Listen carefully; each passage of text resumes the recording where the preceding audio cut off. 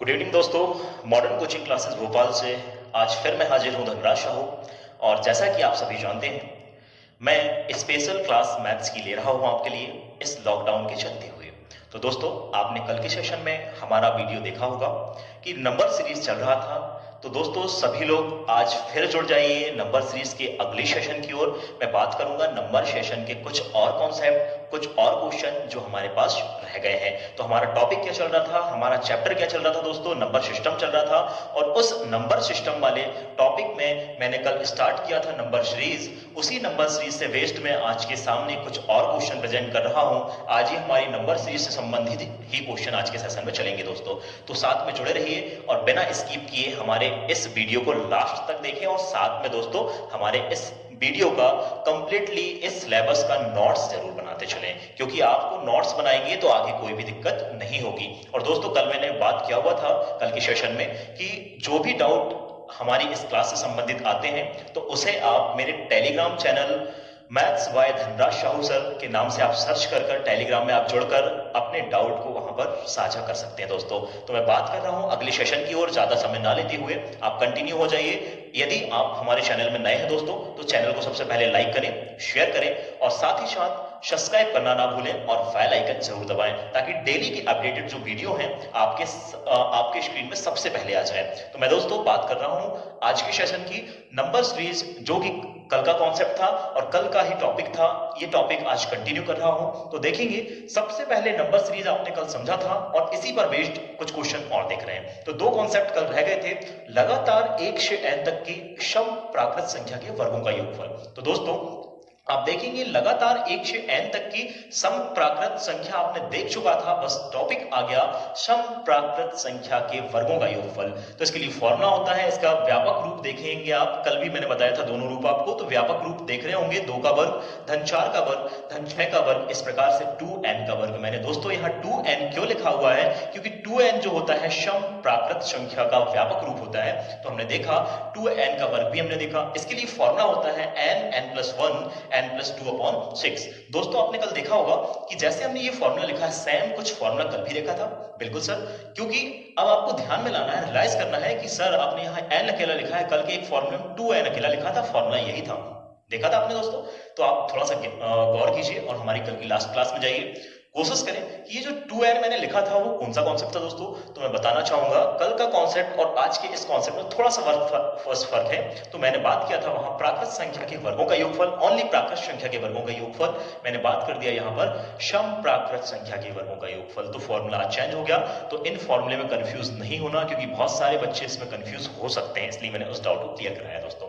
मैं बात कर रहा हूं अगले, और अगला जो कॉन्सेप्ट है लगातार 1 से n तक की विषम प्राकृत संख्या के वर्गों का योगफल। तो विषम, अब यहां हमने बात किया सम की, यहां बात कर रहे हैं विषम की।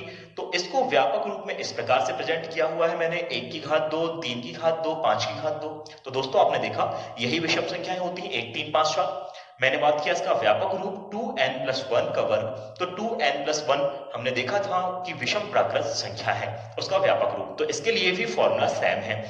अब मैं बात करता हूं फॉर्मूला सर विषम और सम के लिए सेम क्यों आता है। तो इसके लिए मैं बात कर रहा हूं दोस्तों कि आपने देखा इस सीरीज में भी अंतर +2 का चल रहा है और इस सीरीज में भी अंतर +2 का चल रहा है। बस सीरीज बदल गई है, बाकी अंतर दोनों में सेम चल रहा है। इसलिए हमारे पास अंतर सेम यानी डिफरेंट सेम होने के कारण इन दोनों के कॉन्सेप्ट के फॉर्मूले एक जैसे हैं। तो अब मैं इन दोनों कॉन्सेप्ट के फॉर्मूले से आधारित कुछ क्वेश्चन देखते हैं। 2 क्वेश्चन मैंने आपके सामने यहाँ देख रहे होंगे, आप स्क्रीन में दे दिया हुआ है 2 क्वेश्चन। सबसे पहला क्वेश्चन ये है कि 2 का वर्ग धन 4 का वर्ग धन 6 का वर्ग, इस प्रकार से 20 तक का जो वर्ग है उसको आपको ज्ञात करना है, उसका योगफल ज्ञात करना है। तो आपको सबसे पहले इसकी सीरीज पहचानना होगा कि ये जो सीरीज है, अभी तो आप क्वेश्चन पढ़ रहे हैं तो आपको सही है कि सर आपने कॉन्सेप्ट बताया था, इसका मतलब आपने कॉन्सेप्ट बताया तो क्वेश्चन उसी के बता रहे होंगे, आपको ये आस्पेक्ट होगी। तो दोस्तों, मैं ये आपको बता दूं कि सबसे पहले यदि कोई क्वेश्चन ऐसा आता है किसी एग्जाम में, तो आपको इस कॉन्सेप्ट को, इसकी श्रेणी को सबसे पहले पहचानना है, तभी आप फॉर्मूले कर पाएंगे। तो हमने श्रेणी अभी तो पहचान लिया है आपने, क्या है सम प्राकृत संख्या के वर्गों का योगफल। तो सबसे पहले हम यहां देखेंगे कि n का मान हमारे पास क्या है। n इसका मतलब मैंने बताया था कि कुल जो अंतिम वाला पद है दोस्तों। तो यहां पर हम देखेंगे 2 का वर्ग 4 का वर्ग 6 का वर्ग। इस तरीके से आपने कल तो ये देखा था कि n का मान जो है 20 तक का जो वर्ग है उसको आपको ज्ञात करना है। तो आपने देख लिया n का मान क्या है आपके पास 20 है दोस्तों। तो बहुत ध्यान से देखेंगे n इसका मतलब क्या होता था, पदों की संख्या होता था। बस थोड़ा सा आप कंफ्यूज हो गए थे कि लास्ट में कल कोई पद आता था और वही पद हमारा कॉन्सेप्ट हो जाता था। तो हमने देखा n का मान 20 है। अब इसके लिए योग यदि हम ज्ञात करें दोस्तों, तो योग कैसे हम ज्ञात करेंगे, तो योग कैसे ज्ञात करेंगे, तो योग ज्ञात करने के लिए हम थोड़ा सा फॉर्मूले की ओर आते हैं और ये है हमारा फॉर्मूला, दोनों में से कोई भी फॉर्मूला, दोनों सेम ही है। n+1 अगले कोष्टक में आता है n+2 पूरे के बटे में 6। तो दोस्तों फॉर्मूले में मान रख दीजिए, बस वैल्यू पुट करना है, आंसर आपके सामने। n, यहाँ n का मान क्या चल रहा है 20, 20 में 1 जोड़ेंगे तो 21, 21 में फिर 1 जोड़ देंगे तो आ जाता है दोस्तों 22, इसके बटे में 6 चल रहा है। अब 6 से वैल्यू को जल्दी से यहां से काट दीजिए, 3 से काटेंगे तो 3 दूना 6, 3 सत्ता 21, इसके बाद में 2 से काट देता हूं तो 2 धाम 20। तो आपने देखा दोस्तों इस प्रकार से हमने इस चीजों को काट लिया हुआ है। अब गुणा करना है आपको, तो जल्दी से यहाँ गुणा कर दीजिए, 7 से यहाँ गुणा करेंगे तो 22 शक्ते हो जाता है दोस्तों 154, और ये है आपका 10 के साथ जब आप गुणा करेंगे तो 1 जीरो और आ जाएगा। तो इस प्रकार से आपका आंसर क्या आ जाता है 1540 आंसर आता है। तो ये था आपका फर्स्ट क्वेश्चन और फर्स्ट कॉन्सेप्ट का आंसर दोस्तों। तो आपको सभी को समझ में आया होगा।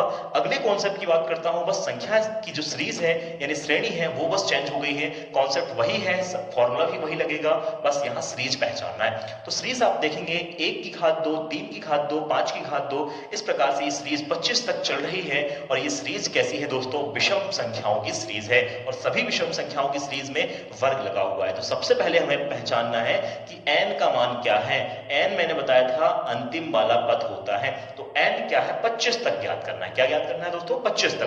तो इसके लिए फॉर्मूला सेम वही होता है, फॉर्मूले में हम मान बस रखेंगे और आंसर हमारे सामने मिनटों में ही आ जाएगा। तो मैं मान रखता हूं, n का मान क्या है आपके सामने 25, 25 में 1 जोड़ दीजिए हो जाएगा 26, 26 में फिर यहाँ 25 में फिर 2 जोड़ दीजिए तो आ गया आपके सामने 27/6। फिर इसे आप हम काट देंगे तो 2 से काट दीजिए, 2 तिया 6, इसको यदि आप काटेंगे तो 3 से काटने पहले, 3 नम 27, 3 दूना 6, 2 से काट देंगे तो 2 एकम 2, 2 तिया 6। तो इस प्रकार से आपने काट दिया हुआ है इसको। अब इतना जब हमारे पास ये कट जाता है, ये जब कट जाता है तो इसे आप गुणा भी कर लीजिए। तो 13 नाम हो जाता है दोस्तों 117 गुणित 25, 25 के साथ 117 गुणित 25, तो इनका हमें गुणा करना है। तो 25 सत्ते होता है 175 की 5 हासिल का 17, 25 एकम 25, 25 और 17 को आप यहां से जोड़ेंगे तो 7 5 12 की 2 हासिल का 1 यानी 42, 42 का फिर 2 आ जाएगा, हासिल का कैरी हमारे पास बच गया 4, 25 एकम 25 और यहां 4 हो गया 29। तो ये है दोस्तों आपका इस क्वेश्चन का आंसर। आपने देखा 25 और 4 हमारे पास कैरी बचा हुआ था, तो आंसर क्या आया 29 25 आया। तो ये था हमारा इस कॉन्सेप्ट का आंसर। तो आपने देखा दोनों कॉन्सेप्ट जो थे इनके हमारे पास क्वेश्चन मैंने लिखा था और इन क्वेश्चन का आपने आंसर देखा। तो बहुत ही सरलतम तरीके से मैंने इसका आंसर बताया हुआ है। मैं ये विश्वास जता रहा हूं कि आप लोगों को जो कॉन्सेप्ट दिया है उसका सभी को सॉल्यूशन ध्यान में आया होगा और सभी को समझ में भी आया होगा। साथ ही आगे हम बात और करेंगे नंबर सीरीज के और आगे के क्वेश्चनों की। ठीक है तो दोस्तों आगे क्वेश्चन की हम फिर चर्चा करते हैं।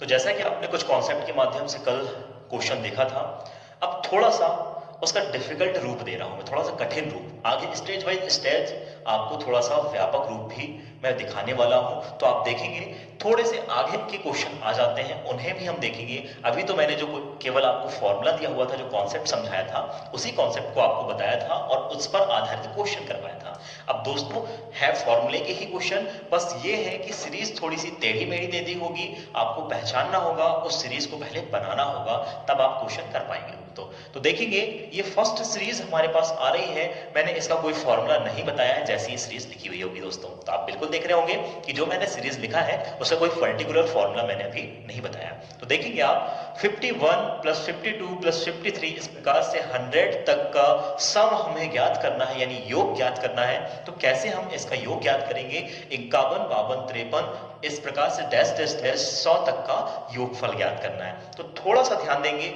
और बहुत ही अच्छा क्वेश्चन है, बहुत मजेदार क्वेश्चन है। ये सारे क्वेश्चन अब ऐसे आने वाले हैं जो आपने पिछले क्वेश्चन किए हुए हैं उसी का कॉन्सेप्ट लेकर आने वाले हैं दोस्तों। तो बने रहिए मेरे साथ और क्वेश्चन को ध्यानपूर्वक समझिएगा। बिल्कुल ही आसान क्वेश्चन है। देखेंगे 51 से 100 तक ज्ञात करना है। तो आप थोड़ा सा ध्यान देंगे तो अभी आपको यहां पर संख्या का मान पता है क्या दोस्तों? तो संख्या का मान बिल्कुल भी नहीं पता है। तो आप ये ना देखें कि सर n का मान हमको मिल गया 100। बिल्कुल भी कंफ्यूजन की जरूरत नहीं होना चाहिए। क्यों? क्योंकि मैंने अभी आपको फॉर्मूला इसका नहीं बताया है। पहले हमको कॉन्सेप्ट जान लेना है, उसके बाद हमें देखना है कौन सा फॉर्मूला लगेगा। तो देखेंगे अब इसमें कौन सा फॉर्मूला लगने वाला है। तो फॉर्मूले की यदि हम बात करें तो यदि दोस्तों इसका हमें योगफल ज्ञात करना है तो योगफल के लिए यदि 1 से 100 तक का यदि मेरे पास योग निकल जाए, थोड़ा ध्यान देना, 1 से 100 तक का यदि योग निकल जाता है और 1 से 100 तक की योग निकलने के बाद में 1 से 100 तक की योग निकलने के बाद में 1 से 49 तक का योग देखेंगे दोस्तों। यदि मेरे पास 1 से लेकर 100 तक का योगफल मैं निकाल सकता हूं, क्योंकि ये हमने संख्या का मान और इसका कॉन्सेप्ट हमने पढ़ा हुआ है कैसे हम निकालते हैं। और 1 से 49 ये भी इस टाइप के क्वेश्चन भी हमने पढ़ा है। 1 से 49 इसका मतलब 1 2 3 4 इस प्रकार से दोस्तों। इसी प्रकार 1 से 100 तक भी सेम यही चलेगा।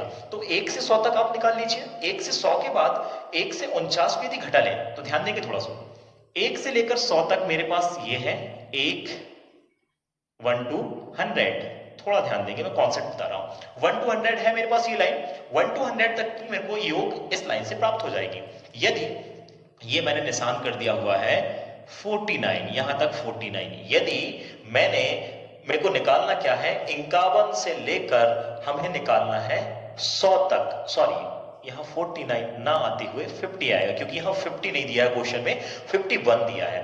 तो हम यहां पर ये जो लाइन देख रहे हैं आप, 50 की लाइन है, 1 to 100 तक की लाइन है। 1 से 100 तक गिनती लिखी हुई है इस लाइन में। यहां तक 1 से 50 है, यहां 1 से 50 तक की गिनती लिखी हुई है, 1 to 50। तो आप थोड़ा सा ध्यान देंगे, यदि हमें निकालना है 51 से 100, इसका मतलब 51 यहां से आएगा, यहां से यहां तक निकालना है दोस्तों। तो आपको क्या करना होगा, यदि आपके सामने ये जो बड़ी लाइन दिख रही 1 से 100 तक की, इस बड़ी लाइन में से 1 से 50 तक यदि हटा दूं तो शायद यही लाइन बचती दोस्तों, 51 से लेकर 100 तक की।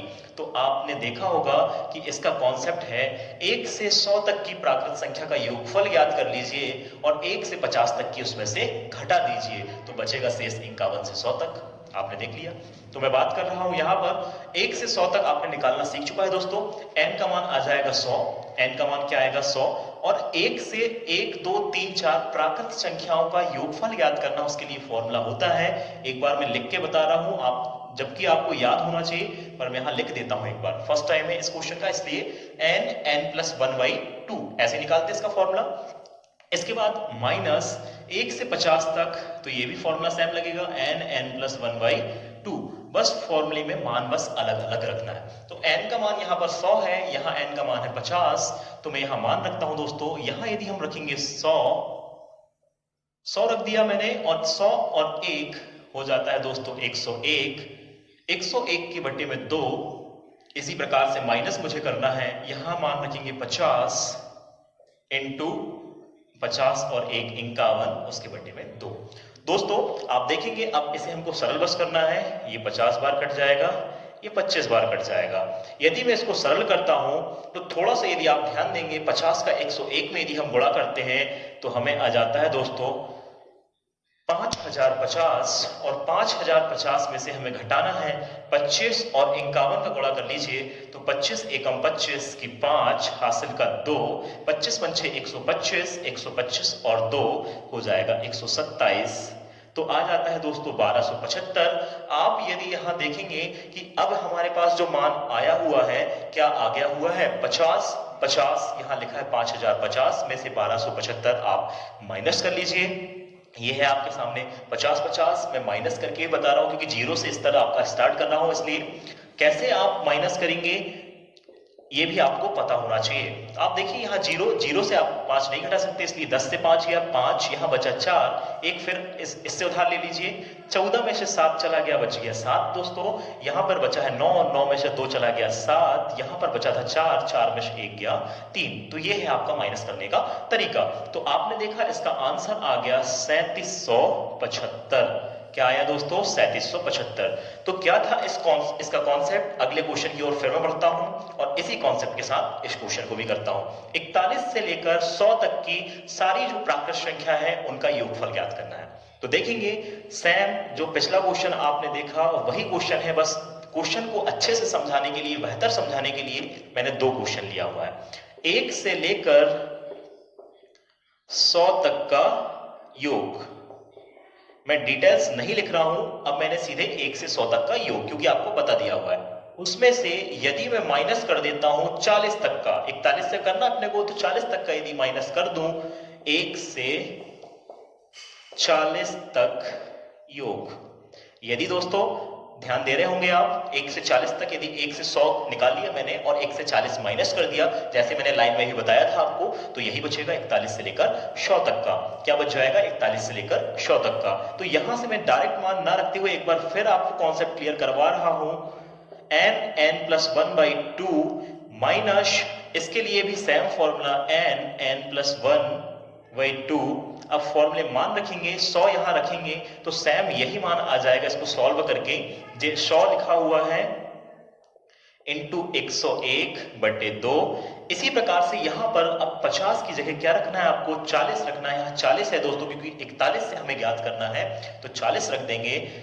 40 और 1 हो जाएगा यहाँ पर हमारे पास 41/2। 2 से काट दीजिए, 2 दूना 4, 2 9 0। अब मैं बात कर रहा हूं आगे की ओर, इसका आंसर कैसे आएगा। तो आंसर हमारे पास इस प्रकार से देखेंगे आप, इन दोनों का अभी मैंने बताया था आपको गुणा करके, तो ये था इसका गुणा, आपको ज्यादा दिक्कत की जरूरत नहीं है। माइनस 41 दूनी हो जाएगा 82 यानी 820। फिर इसी प्रकार से इसको भी माइनस कर लीजिए कि हम कैसे सर इसको माइनस करेंगे। तो माइनस करके फिर मैं दोस्तों यहां बता दे रहा हूं आपको, 820, 0 से 0 ये 0 आ गया, 5 से 2 चला गया, आपके पास 3 आ गया, 10 से 8 चला गया तो 2 आ गया, यहां बच गया आपके पास 4। तो दोस्तों आपने देखा इसका आंसर हमारे पास आ गया 4230 आंसर आ गया। क्या आ गया दोस्तों 4230 आंसर हमारे पास करेक्ट आंसर है इस क्वेश्चन का। अब मैं यही आशा व्यक्त कर रहा हूं कि आप लोगों को जो दोनों क्वेश्चन है यहां तक की कॉन्सेप्ट समझ में आया होगा। अब थोड़ा सा अगला कॉन्सेप्ट जो थोड़ा सा टेढ़ा मेढ़ा है, तो आप इसको भी ध्यान से समझिएगा। 1 2 3 4 5 6 7 8 49 और ये है 50। थोड़ा सा ध्यान देंगे, सीरीज को इसने जोड़ दिया, आगे पीछे करके क्रम को परिवर्तित कर दिया ताकि आप इस क्वेश्चन में उलझ जाएं। ठीक है दोस्तों, बाकी है बहुत इजी। 1 से लेकर 50 तक लिखा है, प्लस 49, फिर आएगा 48। देखो घटते क्रम दिख रहा है, 2 1 तक गया लास्ट। इसका मतलब ये है कि ये जो हमें क्रम दिख रहा है दोस्तों, ये हमें डिसेंडिंग ऑर्डर दिख रहा है, अवरोही क्रम दिख रहा है, संख्या घटते हुए क्रम। तो यहां से हम बात कर सकते हैं कि एक सीरीज ये है सामने और एक सीरीज उल्टे क्रम में लिखी हुई है। तो बात बराबर, चाहे उल्टा लिखा हो चाहे सीधा लिखा हो, बाकी सीरीज तो हमें मिल रही है। इधर से पढ़ना चालू करेंगे तो 1 2 3 4 49 तक, और यहां से पढ़ना स्टार्ट करेंगे तो 1 2 3 4 और 50 तक। बाकी सीरीज हमें देखेंगे, बीच में लिखा हुआ है प्लस। तो अब इसमें भी हम योग ज्ञात करेंगे। तो योग ज्ञात करने के लिए आप 1 से 50 तक की संख्या का योग ज्ञात करेंगे। मैं लिख दे रहा हूं 1 से 50 तक योग। इसके बाद क्या है दोस्तों, प्लस लिखा है तो ये मैंने प्लस लिखा हुआ है। अब ये क्रम उल्टा लिखा है, बाकी है संख्या वही।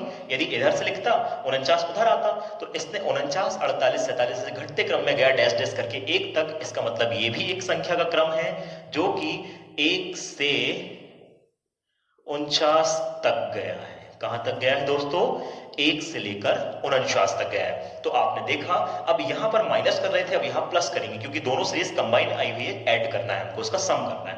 तो 1 से 50 तक का योग जैसे हमने अभी याद किया, n+1 पूरे के बटे में 2 प्लस n+1 पूरे के बट्टे में 2।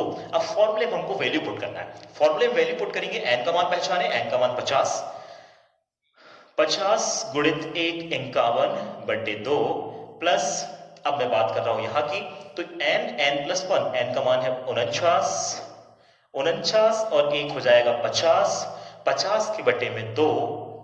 इस प्रकार से हमारे पास वैल्यू हमने पुट किया।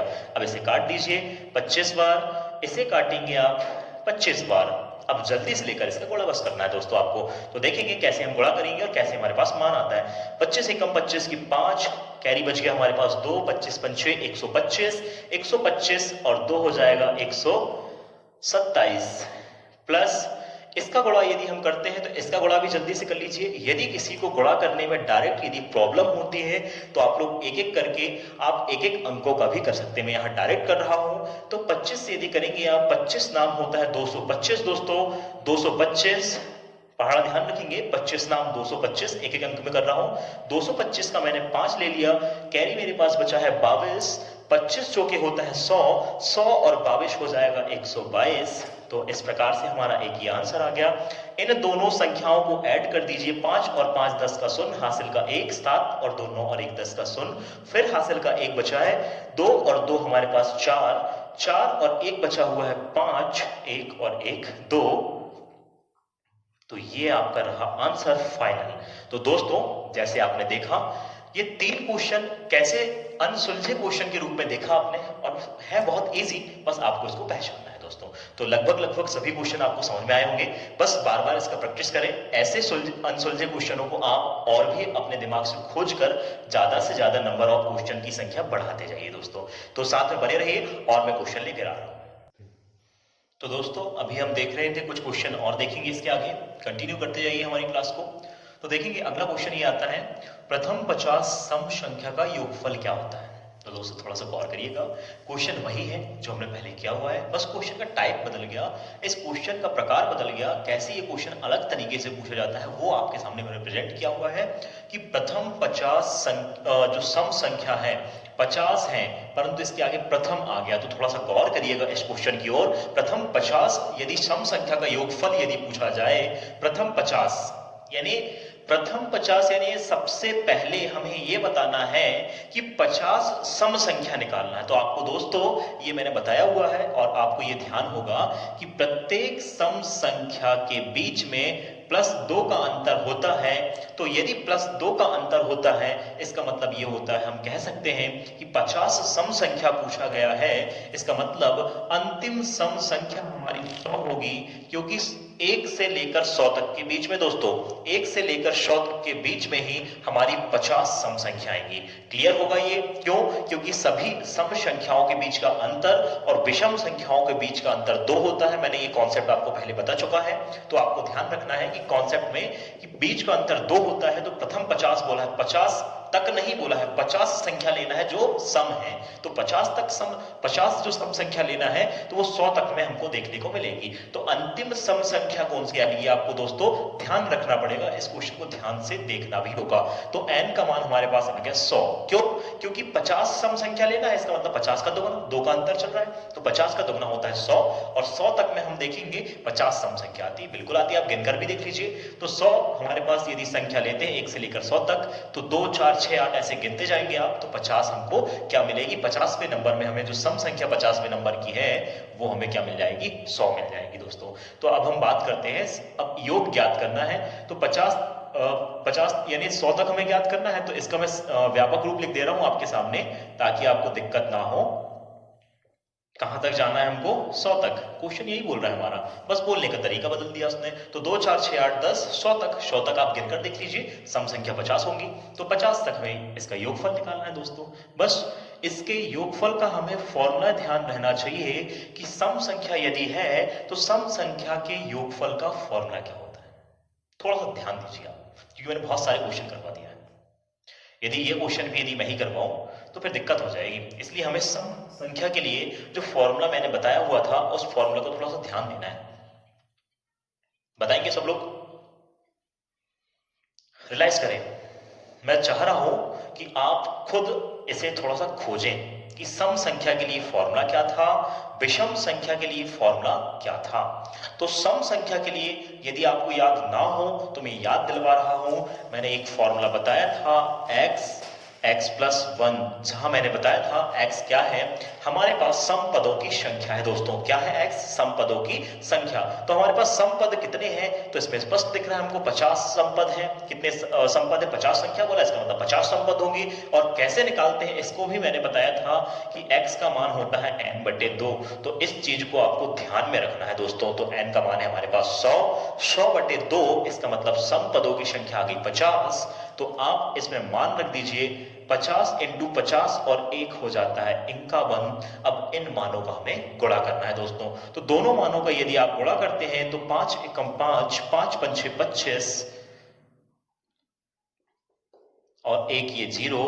तो ये है हमारा इसका फाइनल आंसर 2550 या 2550। तो दोस्तों आपको क्लियर हुआ होगा प्रथम 50 सम संख्याओं का योगफल क्या होता है, 2550 होता है दोस्तों। अब हम बात कर रहे हैं प्रथम 50 विषम संख्याओं का योगफल। प्रथम 50 विषम संख्याओं का योगफल, जैसे हमने ये सम देखा वैसे ही हमें विषम देखना है दोस्तों। तो विषम देखेंगे, इसके लिए फॉर्मूला विषम का लगेगा। 50 है, संख्या तो 50 है, आपको क्लियर हुआ, परंतु विषम है। संख्या 50 है परंतु है कौन सी संख्या? विषम संख्या है। तो आप ध्यान देंगे कि n का मान यहां पर भी हमारे पास n का मान जो है 100 हो जाएगा।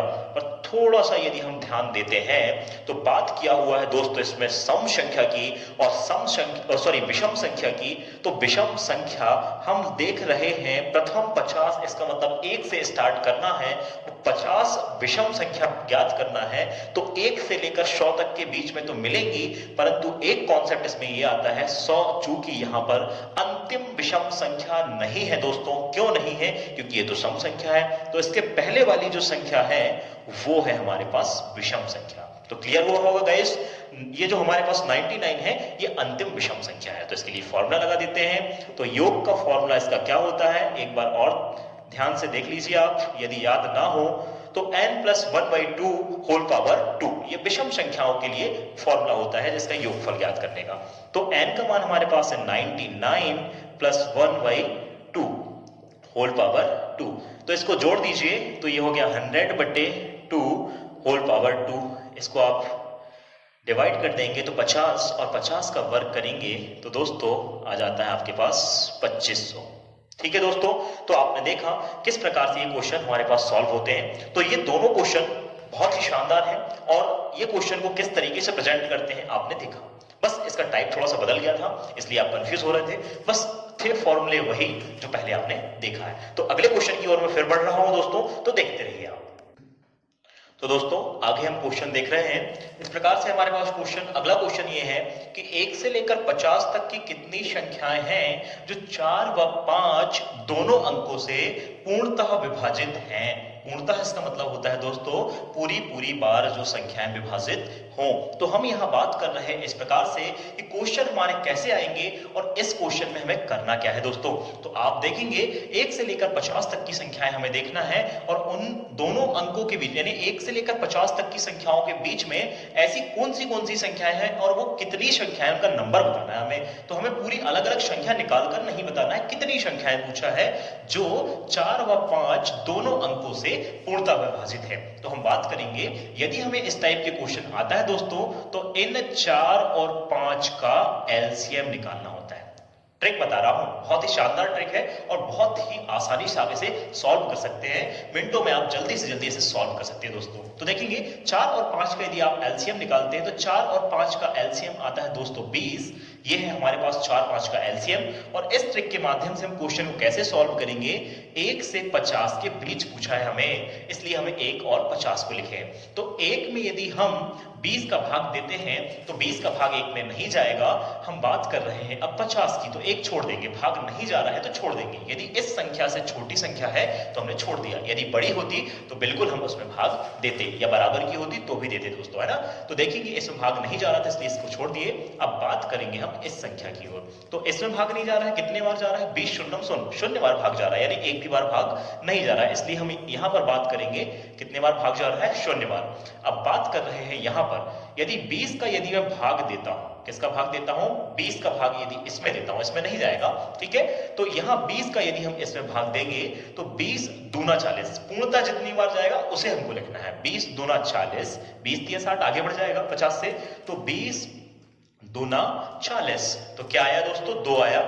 अब ये जो अंक रहते हैं ना, इनके बीच में रिलेशन रहता है माइनस का दोस्तों। क्या रहता है रिलेशन, माइनस का। 2 में से 0 जाएगा तो 2, इसलिए कुल 2 संख्या जो है यहां पर 4 और 5 से पूर्णतः विभक्त होंगी। यही हमारे क्वेश्चन का आंसर है दोस्तों। तो आपको लगा होगा कि बहुत ही अच्छा कॉन्सेप्ट है, क्वेश्चन बड़ा दिख रहा था पर इसका कॉन्सेप्ट बहुत आसानी से मिल गया। बहुत अच्छी ट्रिक मैंने आपके सामने लेकर आया है। 4 5 का आपने एलसीएम निकाला दोस्तों, एक बार फिर से रिपीट कर रहा हूं, 4 और 5 का आपको एलसीएम निकालना है।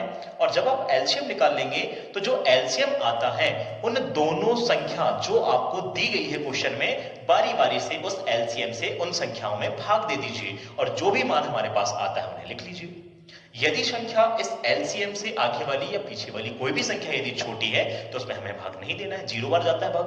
तो हमने देख लिया, 1 में नहीं गया था इसलिए हमने 0 लिख दिया यहां पर, और 50 में दिया हमने 20 से भाग 2 बार, पूरी बार गया था, शेष 50, शेष वाला मान हमें कोई मतलब नहीं क्योंकि बात आ रही है पूर्णतः विभाजित की, तो 2 आया। इस 2 से, इस संख्या से इसे हमको घटाना होता है, बड़ी से छोटी, तो 2 से मैंने 0 घटाया तो 2 ही आया। तो ये है हमारे क्वेश्चन का आंसर, यानी पूर्णतः विभाजित करने वाली 4 और 5 से पूर्णतः विभाजित होगी वो संख्याएं हैं, 2 संख्याएं हैं, मात्र 2 संख्याएं हैं। वो संख्या नहीं पूछा है हमसे, कितनी संख्या पूछा, तो 2 संख्याएं हैं दोस्तों। तो अब मैं बात कर रहा हूं अगले क्वेश्चन की। सेम ऐसा ही क्वेश्चन है, 100 से 400 के बीच, ये निशान जो लगा डैश नहीं है दोस्तों, से है, ठीक, से 100 से 400 के बीच कितनी संख्याएं हैं जो 5 एवं 7 दोनों से विभाजित है।